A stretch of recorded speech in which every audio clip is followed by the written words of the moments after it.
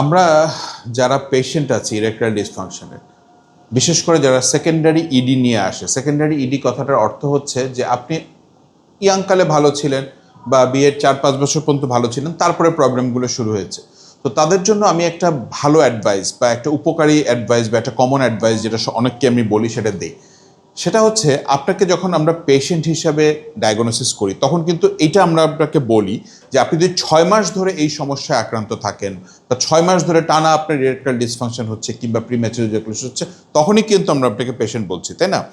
তা আপনি একটু নিজে নিজে 4-5 থেকে 6 মাস পর্যন্ত একটু নিজে নিজে ট্রাই করে দেখেন না। কি ট্রাই করবেন?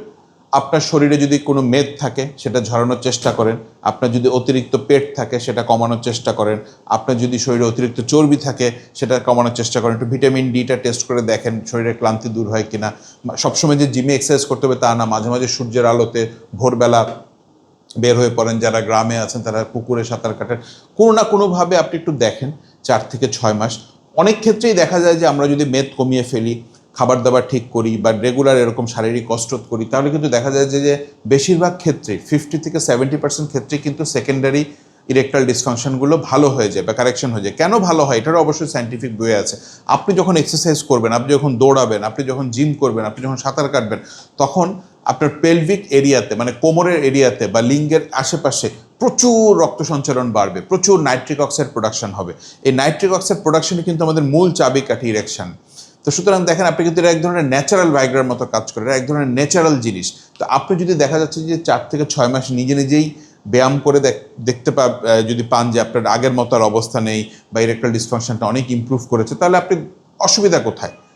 এরপরেও যদি আপনার সমস্যার সমাধান না হয় তাহলে তো আমরা আছি বা আমরা যারা সেক্সোলজিস্ট আছে তারা আপনাকে ট্রিটমেন্ট করবে। কিন্তু সবার উদ্দেশ্যেই বলি আগে নিজে নিজে 3-4 মাস একটু দেখেন, কারণ শারীরিক কসরত করতে বা শারীরিক ব্যায়াম করতে তো আপনার কোনো ক্ষতি নেই, এটার তো কোনো সাইড এফেক্ট নেই বা এটা করতে তো আপনার কোনো অসুবিধা হচ্ছে না, বরঞ্চ আপনার শরীরের সেক্সুয়াল হেলথের সাথে সাথে হার্ট বলেন, লিভার বলেন, কিডনি বলেন, ইত্যাদি বলেন, ব্রেইন ফাংশন বলেন, সব কিছুই আপনার ভালো থাকবে। কারো ডায়াবেটিস থাকলে সেটাও ভালো নিয়ন্ত্রণে থাকবে, কিংবা যারা প্রেশারের সমস্যা থাকবে, মানে এটার খালি উপকারী আর উপকার, এটার কোনো সাইড এফেক্ট বা অপকার নেই। তো সুতরাং ডাক্তারের কাছে আসার আগে অন্তত কিছুদিন নিজে হলেও চেষ্টা করবেন।